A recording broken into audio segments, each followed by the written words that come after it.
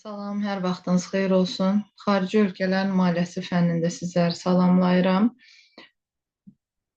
Bugün keçəcəyimiz mövzu beynəlxalq valyuta sistemi və mövzu əsasında müzakirə edəcəyimiz suallar pul sistemi, mahiyyət və strukturu, valyuta sisteminin elementləri və pul sisteminin təkamülü. Birinci sualımıza keçid edirəm. Pul sistemi ölkədə pul dövriyyəsinin tarixən təşəkkül tapmış və qanunvericiliklə təsbit olunmuş bir quruluşudur. Pul sisteminin əsas elementi kimi pul iqtisadi bir kateqoriyadır. Pullar xüsusi növ malik olub, bir sıra funksiyaları yerinə yetirən ümumi bir ekvivalentdir. Dəyər ölçüsü müxtəlif mal və xidmətlərin dəyərinin ölçülməsi və müqayisə edilməsi üçün istifadə olunur. Malların pulla ifadə olmuş dəyəri onların qiymətini təşkil edir. Qiymət miqyası elə bir mexanizmdir ki, dövlət bu mexanizm vasitəsilə pulların bu funksiyasını həyata keçirir. Yığım vasitəsi. Pulların istənilən anda öz nominal dəyərini itirmədən yığılma vasitəsi kimi istifadə oluna bilmə qabiliyyətidir və bu mütləq likvidlik də adlanır. Dövriyyə vasitəsi pulların mal və xidmətlərin hərəkətində vasitəçi rolunu oynaması qabiliyyəti, həmçinin də digər yığım əməliyyatlarının həyata keçirilməsi üçün istifadə olunmasıdır. Ödəmə vasitəsi mal və xidmətlərin kreditlə satışında, yəni müddətli ödəniş zamanı meydana çıxır. Bu funksiyanın mənbəyini kredit və bu iqtisadi münasibət əsasında əmələ gəlmiş borc öhdəlikləri təşkil edir. Beynəlxalq pullar yaxud da dünya pulu funksiyası, burada mal, xidmət və kapitalın beynəlxalq dövriyyədə istifadə olunmaq imkanı bütün funksiyaları təkcə bir dövlət çərçivəsində yox, bütün dünya birliyi çərçivəsində yerinə yetirməsidir. Və müasir mərhələdə pul vahidlərinin heç biri göstərilən funksiyanı tam mənada yerinə yetirmir. Pulların bir neçə növü var. Təbii pullar, yəni mal dövriyyəsinin ilkin inkişaf dövründə istifadə olunan ümumi ekvivalentlərdir. Təbii pullar təkamüldə bir neçə mərhələdən keçmişdir. Ədədlə sayılan pulların bəsit formaları nə bölünmə qabiliyyətinə, nə də bərabərsizlik xüsusiyyətinə malik idi. Dəyərin hesablanması kobud şəkildə bölünməz və keyfiyyətcə qeyri-identik olan vahidlərdə pul rolunu oynayan malın dənə hesabı ilə aparılırdı. Ədədi pullardan metal pullara keçid ictimai əmək bölgüsünün daha yüksək mərhələsində, yəni sənətkarlığın kənd təsərrüfatından ayrıldığı, mal istehsalının və müntəzəm mal mübadiləsinin təşəkkül tapdığı zaman həyata keçdi. Pulların sikkə forması ictimai əmək bölgüsünün daha yüksək səviyyəsində geniş yayılmışdı. Bu dövrdə mübadilənin, yəni bazar münasibətlərinin inkişafı nəticəsində ticarətdə vasitəçilər sinfi, tacirlər sinfi yaranmışdır. Daha sonra həqiqi pullar, yəni nominal dəyərləri onların tərkibindəki metalın dəyərinə əsasən uyğun olan tam qiymətli pullar meydana gəldi. Pərakəndə dövriyyədə xidmət göstərmək məqsədi ilə tam dəyərə malik olmayan xırda sikkələr də kəsilirdi və onlar bilan adlanırdılar. Bu pulların nominal dəyəri onların tərkibindəki metalın dəyərini və pulun kəsilməsi ilə bağlı xərcləri üstələyirdi. Kağız pullar və kredit pullar simvolik pullardan hesab olunur. Kağız pullar dövlət hakimiyyətinin qüvvəsinə əsaslanaraq dövriyyədə qızıl və gümüşü əvəz edir və ilkin nominal üzrə nisbət metallarını mübadilə oluna bilirdi. Kağız pullar üzərinə məcburi qoyulan, adətən metala mübadilə olunmayan və dövlət tərəfindən öz xərclərinin ödənilməsi üçün buraxılan pul nişanlarıdır. Tarixən onlar qızıl və gümüş nişanları kimi meydana gəlmişdir. Kredit pulları kredit münasibətlərinin inkişafı nəticəsində yaranır. Həm uyğun şəkildə rəsmiləşdirilmiş kağızlar şəklində, yəni banknot, çek, veksellər, həm də hesablardakı qeydlər şəklində də təzahür edir. Sözün dar mənasında kağız pullardan fərqli olaraq kredit pulları yarandığı andan təkcə qızıl nişanı kimi yox, kredit nişanı kimi də çıxış edir. Və beləliklə kredit pulları borc kapitalının kreditorlarla borc alanlar arasındakı hərəkətini əks etdirir və özünün mövcudluq formalarını əhatə edir. Pul vahidi kimi pulların növləri də emissiya sistemi və kredit aparatı ilə yanaşı pul sisteminin elementləridir. Pul sistemi bütün malların qiymətlərinin ölçülməsinə və ifadə olunmasına xidmət edən və qanunverici şəkildə müəyyənləşdirilmiş pul nişanıdır. Emissiya sistemi ölkənin qanunu ilə müəyyənləşdirilmiş emissiya və pul dövriyyəsi qaydasıdır.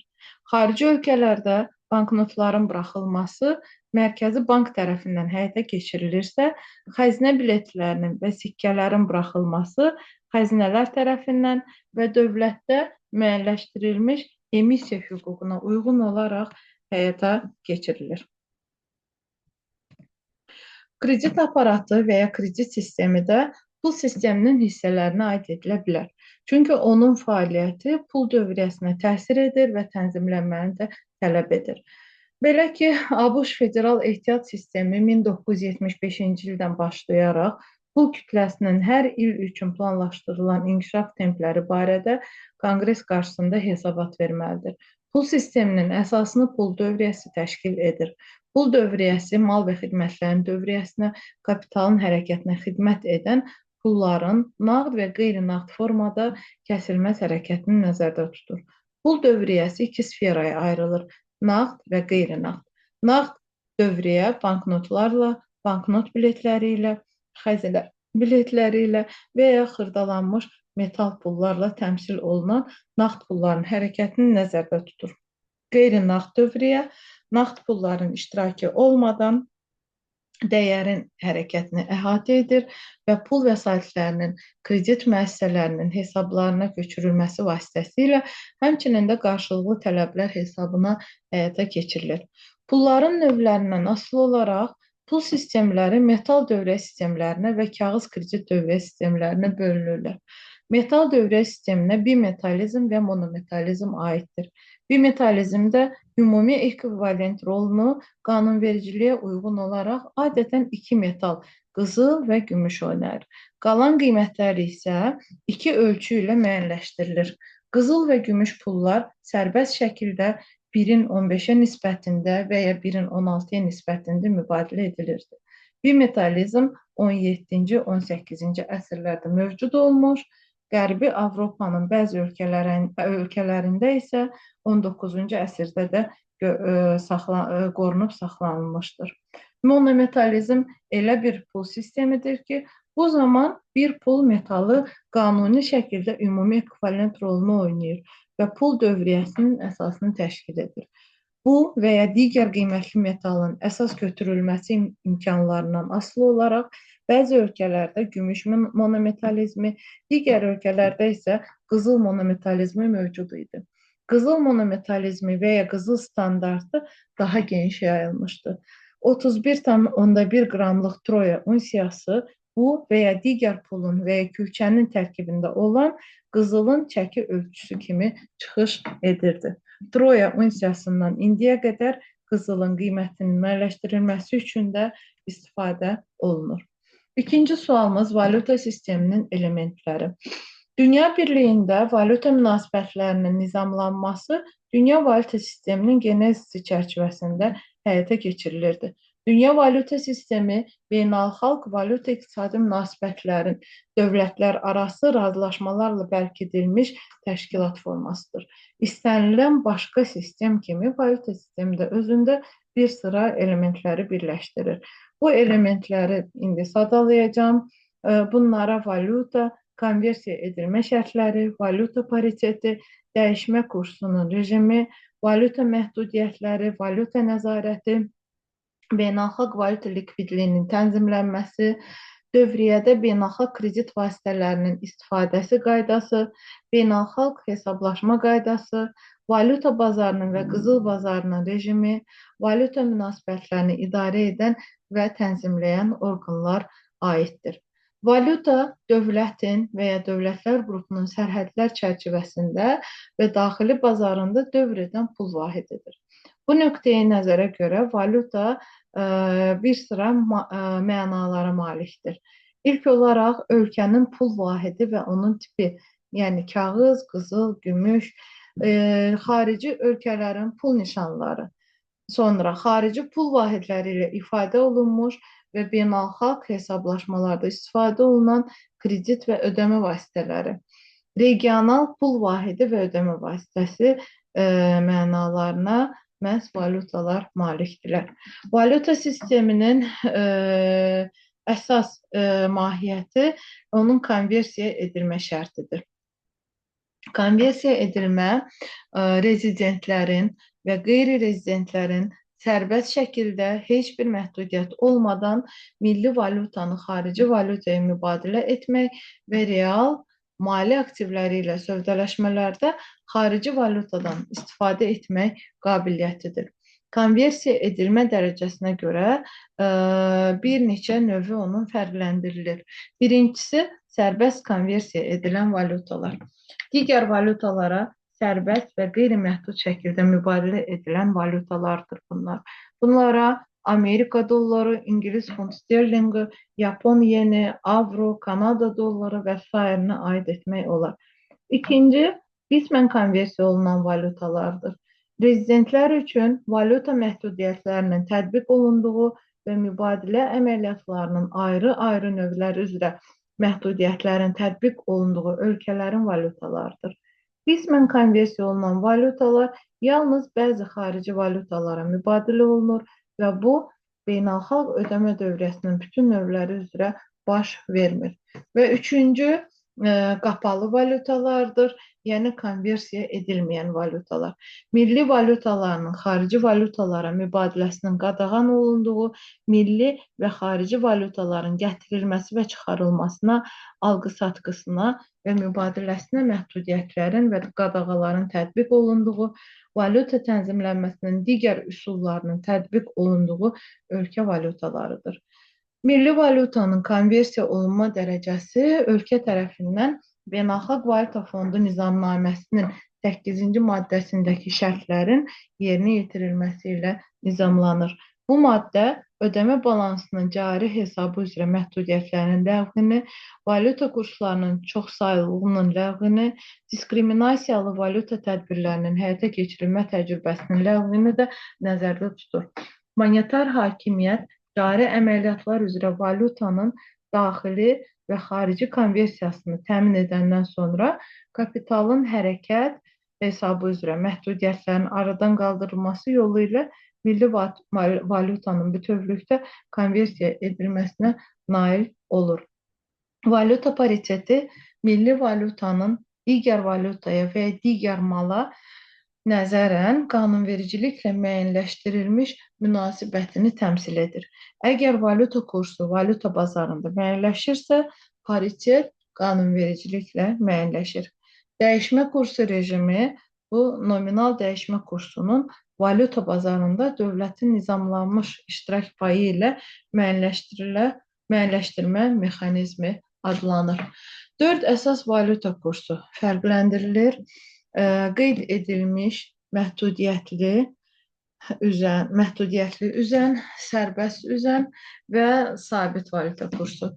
Qeyd olunmuş valyuta kursu milli valyutalar arasında rəsmi müəyyənləşdirilmiş elə münasibətdir ki, ondan bu və ya digər tərəfə 2,25%-dən çox olmayaraq müvəqqəti kənara çıxmanı nəzərdə tutur. İkinci valyuta kursunun növü bu məhdudiyyətləri olan üzən kurs. Burada milli valyutalar arasında rəsmi müəyyənləşdirilmiş elə münasibətdir ki, valyuta kursunun müəyyənləşdirilmiş qaydalara uyğun şəkildə kiçik dəyişmələrini nəzərdə tutur. Üçüncü valyuta kursunun növü sərbəst şəkildə üzən valyuta kursudur. Belə kurs tələbat və təklifin təsiri ilə sərbəst şəkildə dəyişilir və dövlət müəyyən şərtlər daxilində valyuta intervensiyaları yolu ilə onlara təsir göstərə bilir. Adətən istənilən çərçivədə dəyişə bilən valyuta kursuna üzən valyuta kursu deyilir. Həm də bu çərçivələr qanunvericiliklə də müəyyənləşdirilmir. Dördüncü növ valyuta kursunun növü sabit valyuta kursudur. Bu stabil iqtisadiyyat şəraitində dar çərçivələrdə müstəqil şəkildə dəyişən kursdur. Və sonuncu, üçüncü sualımız da pul sisteminin təkamülüdür. Valyuta sistemləri ehtiyat aktivlərinin növlərinə görə təsnifatlanırlar. Beynəlxalq hesablaşmalardakı disbalanslar məhz onların köməyi ilə aradan qaldırılır. Birinci valyuta konfransına qədər Dünya Birliyindəki hakim rol Böyük Britaniyaya məxsus idi. O, bu hakim rolu 100 müstəmləkə regionuna qoyduğu investisiyalar sayəsində və hazır məhsulların ixracçısı, xammalın idxalçısı kimi müstəsna vəziyyətinə görə saxlaya bilirdi. Birinci Dünya Valyuta Sistemi dedikdə biz hüquqi cəhətdən 1867-ci ildə Paris konfransındakı dövlətlərarası razılaşma ilə qeydə alınmış və 1914-cü ilə qədər mövcud olmuş qızıl pul standartı başa düşülür. Valyuta rejiminin fəaliyyət mexanizmi qızıl nöqtələr çərçivəsində kurs dəyişmələri formasını alırdı və bazar kursunun paritetdən, yəni qızıl tərkibinə əsaslanan paritetdən aşağı düşmə halında borclular beynəlxalq öhdəliklər üzrə xarici valyuta ilə deyil, qızıl ilə hesablaşmağa üstünlük verirdilər. Qızıl ceviz standartının deklarasiyası 1922-ci ildə Genuya konfransında baş verdi. Bu konfransdan sonra qızıl ilə yanaşı sərbəst şəkildə metala konversiya edilə bilən xarici valyutalar istifadə olunmağa başlandı. Həmin o xarici valyutalar cevizlər adlanırdılar və müharibələr arası dövrdə, yəni 1930-cu illəri nəzərdə tuturam, qızılın dövriyyədən çıxarılması və qızıl standartının dağıdılması baş verdi. Bu isə valyuta rejiminin zəifləməsinə gətirib çıxardı. 1919-cu ildən başlayaraq Dünya Birliyində idarə olunan qızıl standartı rejimi üstünlük təşkil etdi. Bu rejimdə mərkəzi banklar valyuta şoklarından qaçmaq üçün və ödəniş balanslarının balanslaşdırılması üçün monetar siyasətin alətlərindən istifadə edirdilər. 1929-1933-cü illərin depressiyası zamanı bir çox ölkələr qızıla qarşı qeyri-qeydiyyatdan imtina etməli və milli valyutalarını devalvasiya etməli oldular. Bununla belə üzən kurslar sisteminə keçid tendensiyası da müşahidə olunurdu. Beynəlxalq valyuta sisteminin növbəti tarixi forması dollar standartı sistemi idi. Bu, qızıl ceviz standartının faktiki davamı idi. Bu zaman rəsmi müəyyənləşdirilmiş paritetlərdə valyuta kursu ABŞ dollarına nəzərən qeyd olunurdu. ABŞ dolları isə qeyd olunmuş kurs üzrə qızıla konversiya olunurdu. Bir troya unsiyasına 35 dollar. Və 1944-cü ildə keçirilmiş Bretton Woods konfransında Amerika dolları ilə yanaşı İngilis funt sterlinqi də ehtiyat valyuta statusunu əldə etmişdi. Lakin artıq 1950-ci illərdə İngilis funt sterlinqi dünya pulu rolunu oynamırdı və konfransın əhəmiyyət kəsb edən nəticəsi Beynəlxalq Valyuta Fondunun və Beynəlxalq Yenidən Qurma və İnkişaf Bankının yaradılması idi. Sistem özünün daha yüksək inkişafına 1959-cu ildə nail olmuşdur. 1971-ci ildə fəaliyyətini dayandırmışdır. ABŞ dollarına qarşı qeydə alınmış rejimi dərhal tətbiq etmək bütün ölkələrə müəssər olmamışdır. Belə ki, Fransa 1948-ci ilin yanvarında milli valyutanı devalvasiya etmək və inzibati rejimi tətbiq etmək məcburiyyətində qalmışdır.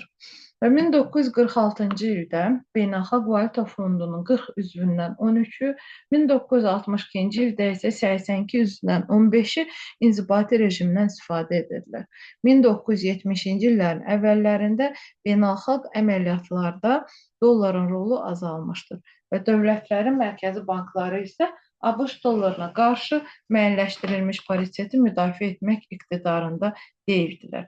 1971-ci ilin mayından başlayaraq Almaniya üzə dəyişmə kurslu rejimə keçdi. Fransa 1971-ci ilin avqustunda yenidən inzibati rejim tətbiq etdi. Britaniya isə həmin ayda bağlılığı dayandıraraq 1972-ci ilin iyun ayından funda sərbəst üzmək imkanı verdi. Vəziyyətdən çıxış yolu axtaran Beynəlxalq Valyuta Fondu üzvləri 1971-ci ilin dekabrında kurs dəyişmələri çərçivələrinin paritetdən hər bir tərəfə 2,25%-ə qədər genişləndirilməsi barədə razılaşdılar. Bretton Woods sisteminin iflası həmin ilin sonunda ABŞ dollarının 1934-cü ildən bəri ilk dəfə devalvasiyası ilə nəticələndi. Dünya Birliyinin yeni razılaşmaya ehtiyacı var idi və bu razılaşma ayrı-ayrı ölkələrdəki böhranın qlobal əhəmiyyət kəsb etməsinin qarşısını almalı idi. Maliyyə arxitekturasının islahatlarla dəyişdirilməsi Yamayka valyuta sisteminin deklarasiyasında əks olundu 1976-cı ildə. Bu deklarasiya hər bir dövlət üçün valyuta rejiminin sərbəst seçimini rəsmi şəkildə müəyyənləşdirdi. 1970-ci illərin sonlarında xüsusilə islahatların güclənməsində Avropa ölkələrinin iştirakı ilə regional valyuta sistemi, həmçinin vahid regional valyutanın, yəni avronun tətbiqi mühüm əhəmiyyət kəsb etdi. Dünya iqtisadiyyatının müasir vəziyyəti hər bir dövlət üçün optimal valyuta sisteminin yoxluğunu təsdiq edir.